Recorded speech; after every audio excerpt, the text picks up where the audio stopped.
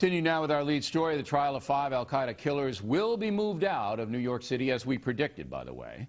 A Fox News poll says 52% of Americans believe the military should try these thugs. Just 40% prefer a civilian situation. But there's no question the reversal of the New York City venue is not helping President Obama's war on terror image.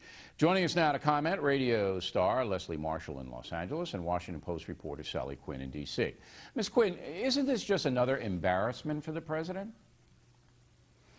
No, I think it shows that the president is willing to listen and change his mind when he's convinced that a situation is not working.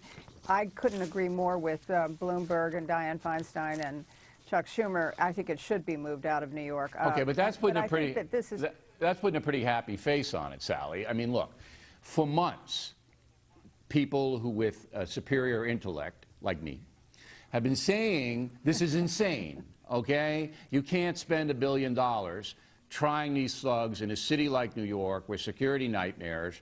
It can't happen, and the people don't want it to happen. Congress passed a law specifically saying the military should deal with these people. Okay, so you're telling me that it shows President Obama should listen. The only way he arrived at the conclusion was when Dianne Feinstein, the head of the Senate Intelligence Committee, basically said, you better listen or it's going to really blow up. Come on, Sally, this doesn't show really a lot of elasticity, does it?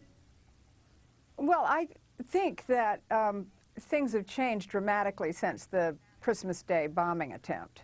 And I think that people are a lot more alert and more focused on terrorism and the possibilities of terrorism. But why didn't President Obama, and I'll say it for the 87th time, a very intelligent man, why didn't he see what everybody else saw? Why? Tell me. I want to know.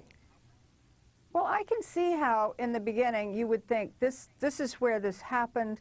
We want to make it clear that you can't come into New York City and try to bomb buildings, and we want to try the person here where it happened. And so I can understand that. I live in New York. I didn't feel any of that. And I have to say, Leslie, I know people who have lost loved ones on 9/11, and they didn't think they thought it was an insane idea as well. What do you say? Well, I think that wherever anybody is going to propose it to be. In New York, obviously. I mean, I live in L.A., I'm a Northeast girl, but the people of New York felt 9/11 like no other state in the United States, in New York City specifically within that state. I think Senator Schumer did what he had to do when he listened to his constituents, and I do agree with Sally that the president listened to What's the matter there?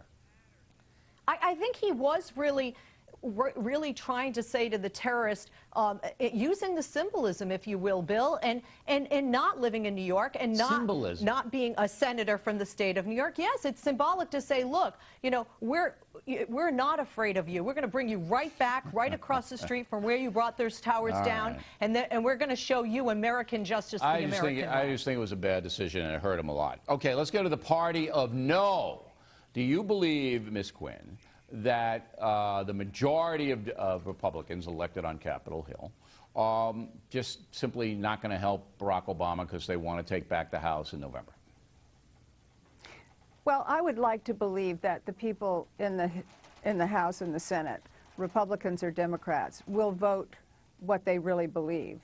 But I do think that it's becoming more and more clear as the election gets closer and closer that they smell blood after the Massachusetts election, and they can see that they've got a chance, if they can make the president look weak, to go against him. And it appears to me that some people are voting no simply because even if it's what they believe is the right thing to do, and knowing that their vote won't count, will vote no because they want to make it look as though the president doesn't have the kind of support. And it won't count because the Democrats still hold the majority. Now, do you feel the same way, Leslie? Do you feel that there's politics is overriding the good of the country?